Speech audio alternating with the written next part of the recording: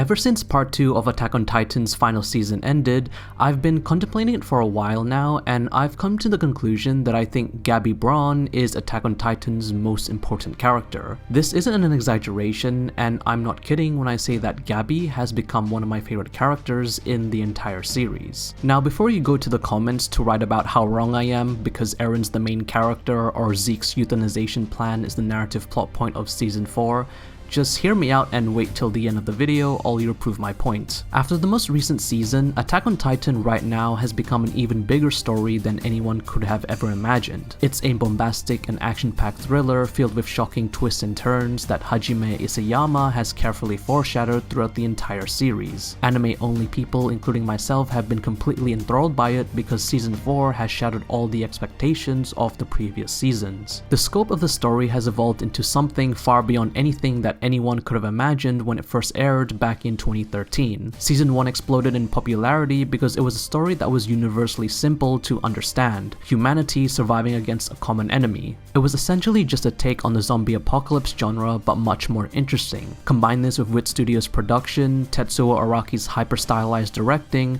and the show was just a recipe for success waiting to happen. I doubt anyone 9 years ago could have anticipated the series to eventually become a thematically rich and complex narrative about the cycle of revenge and horrors of war. After rewatching season 4, I've gained a much better appreciation for Gabi as a character, and after stewing in it for a while, I've come to the realization that Gabi is the most important character thematically and in understanding the series. Characters such as Eren, Zeke, and Reiner are of course important as well, as they have much more greater influence on the tangible story itself, but in trying to understand the overarching themes and messages that Isayama is trying to convey within these new seasons, I think Gabi is the most crucial. The general opinion of Gabi from what I've seen by the community is that she's a bad character because she's annoying and is easily hated, as she killed one of the series' beloved characters in Sasha. I think for the most part, the hate that Gabi gets from fans is understandable, but not deserved. Too many times have I seen people get caught up in the fact that when a character does something detestable, we label them as a bad character because of their actions. I'm not saying that people aren't allowed to dislike her, but if your philosophy of what defines a good or bad character is based on how likable their actions are to you, I think that's a really basic and surface level understanding of interpreting stories. Fiction and media discussion to me will always be infinitely more interesting when there's a rich theme or message to explore in addition to the natural events of a story. In terms of media, I think the average person only cares to be entertained by the events in a story, but if a series or film dares to challenge that idea, people don't know how to react because it's so much easier to default into labeling things at surface level value. And I strongly believe this to be the case when it comes to Gabi. Sasha was a sweet, upbeat, and quirky girl. She was a good character, while Gabi, who was loud, obnoxious, and arrogant, killed her, which made her a bad character in a lot of people's eyes. However, the entire point of her character, and why she's even introduced in the first place, is that she's a reflection of Eren Yeager in season 1. And by understanding this crucial parallel that Isayama is trying to establish, you're meant to realize that there are no more good or bad characters anymore. Everyone is morally grey and are acting in what they believe to be is right. At the beginning of season 4, we follow Gabi and her group of friends as they prove themselves to be useful as warrior candidates for the Marleyan military. We as the audience are introduced to these brand new characters that we've never seen before, and the show wants us to at least try and sympathize with them. However, I understand that it's a tall task to overcome, as we know the truth and entire history of Attack on Titan's story. For 3 seasons, we spent getting to know our main protagonists as they shed blood, sweat, and tears to fight for freedom against the common threat of Titans. And by the end of season 3, after sacrifices and suffering heavy losses, they seem to have finally gotten the freedom they had always dreamt of. But it was all a lie. The true enemy wasn't something so simple that you can point to like the Titans were. It was a human conflict that spawned from the generations of hatred, and simply killing your enemies wasn't going to solve all your problems anymore. Yes, I'm looking at you, Eren. Gabi's goal for joining the military as a warrior candidate is that she wants to restore the lost faith that Marley has against the Eldian race. She believes that if Eldians were to atone for the sins of their ancestors, they can finally be treated as equal human beings. It's actually quite a well-intentioned desire to fight what she believes to be is the right thing to do. However, we know for a fact that her beliefs have been misguided due to Marley's teachings. From the moment these kids were born as Eldians, they have been fed lies and propaganda about their race, instilling the belief that they were less than human because their ancestors had apparently oppressed other humans for centuries. I don't have to point out the giant elephant in the room, with that being Isayama turning Attack on Titan into an allegory of World War II. It's blatantly obvious and practically screaming at you. But what surprises me about fan reaction towards this shift in the story is that people don't seem to understand the point of introducing these new characters. I understand that people wanted to see their usual main characters fight against oppression, but the way in which Isayama went about telling this story was much more complex and morally ambiguous than just good guys defeating evil. The conflict that Attack on Titan had set up was too big and intricate to be labeled down to as black and white. Even if Marley is an oppressive government and their actions are discriminatory and detestable, not all of them are evil or even bad people. Eren's hatred towards those who killed his mother is justified, but his plan to destroy everything outside of Paradise Island isn't, as he would just be perpetuating the cycle of hatred once again. And not to say that Marley's actions are wrong, because they most definitely are. Eren's planned genocide is far too evil for any justification he has. It's a purely emotional reason, and he intends to be a martyr in order to save his friends, but his actions are completely wrong. In a lot of ways, Gabi Braun is the mirror reflection of Eren Yeager. They were both loud, naive, and arrogant kids who wanted freedom from oppression to live a better life. Gabi's oppressors were Marley, who in her eyes were justified for their actions, while Eren's initial oppressors were Titans, but then turned out to be Marley as well. Both characters at a young age were forced to believe in government lies and propaganda, which in turn shaped their morals and philosophies about the world around them. They both sought for their friends' and family's freedom and pursued that goal the only way they could. Gabi's thought process may seem wrong and illogical to us, but put on her shoes and her perspective becomes understandable. Gabi and Eren are both extremely stubborn about their beliefs and lack the critical thinking of someone like Erwin, who would constantly question everything. Marley has forced Gabi and all the Eldians living in the internment zones to think that all the people that live on Paradise Island are devils who deserve to be wiped out, and this exactly mirrors Eren's lines of thinking that all outsiders should perish under his plan. The crucial and most important difference between the two is that Eren is not being tricked into believing this anymore. He's come to this conclusion all by himself. When the attack on Liberio commences, Eren is not only committing war crimes by killing innocent people, he is inflicting the same pain and suffering that had started his own journey. The death of his mother was the turning point of his character that instilled hatred towards all his enemies, and by attacking Liberio, he causes the same tragedy to happen again with Gabi, as her friends are horrifically killed in front of her under all the chaos. Thematically, the show is conveying that revenge is a cycle that is self-fulfilling, history repeating itself in different forms.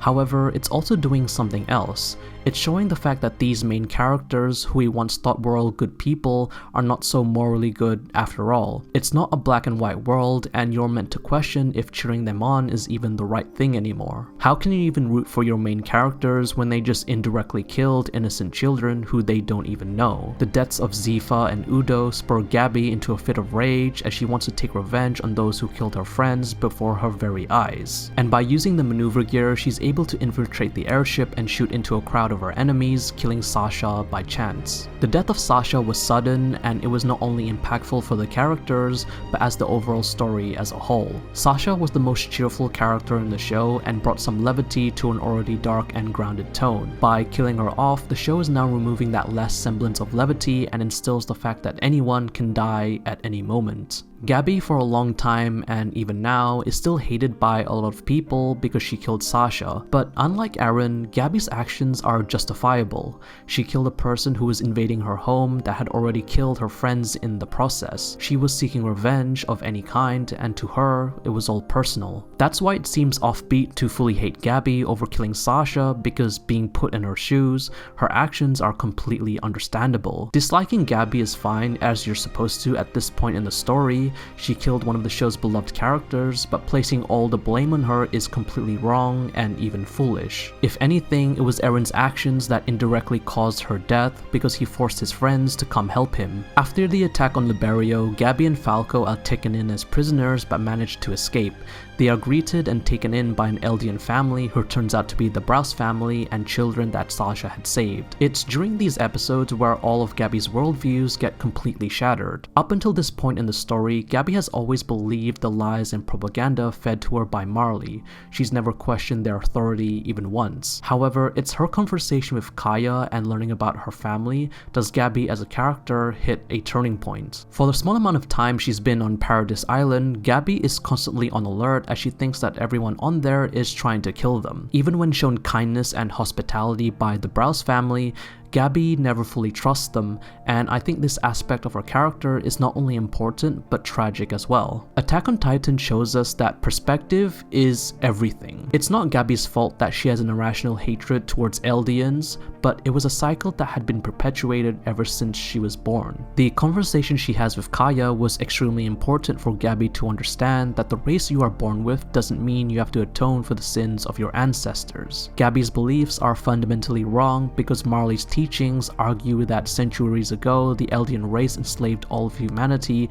and so now all Eldians born after the fact have to atone for the sins of their ancestors. But all Kaya has to argue is that why did her mother, who had nothing to do with what happened centuries ago, suffer and die by the hands of a Titan? What did she do that was so awful for her to suffer like that? Gabby eventually goes silent because there is no answer she can say. Falco diffuses the situation by saying that it was a military operation and that her mother had done nothing wrong. He even apologizes for Marley's behalf, but Kaya doesn't even accept it because Falco himself had done nothing as he was just born there. This conversation between Kaya and Gabby during this episode I think is a perfect encapsulation of the show's theme, that if you continue to blame others for what their ancestors had done in the past, the cycle of hatred would continue forever. However, if we all gain perspective and empathy for each other, it's possible to make amends and finally live peacefully. However, it's during episode 13 of the final season where all the tensions rise up and reach a boiling point. When the Browse family is invited over to try some of Nicolo's personal cooking, Gabby and Falco find a way to talk privately with him, but while Gabby thinks she's finally found an ally she can trust, she nonchalantly brags about killing multiple island devils, including Sasha. Unbeknownst to her, Nicolo was in love with Sasha and loses his temper by striking both Gabby and Falco. Nicolo and Gabby have a screaming match with one another, arguing that they both had people they cared for killed during battle, which is why he was seeking revenge. It's only when Sasha's father, Mr. Browse, calms everyone down and de-escalates the situation, explaining that children have nothing to do with the crimes of adults, and rather than perpetuating violence, kids should be protected from it. It's from this point on where Gabby truly begins to understand that the people of Paradis weren't island devils who hated her. They were human just like everyone else she knew. So when Kaya suddenly tries to stab her, Gabby is in complete disbelief. A person who she thought was her friend and was nothing but kind and generous wanted to kill her. This event makes Gabby question all of her worldviews and kickstarts the best part of her character, the redemption arc. Throughout all her life, Gabby has been fed lies by Marley and never questioned their authority.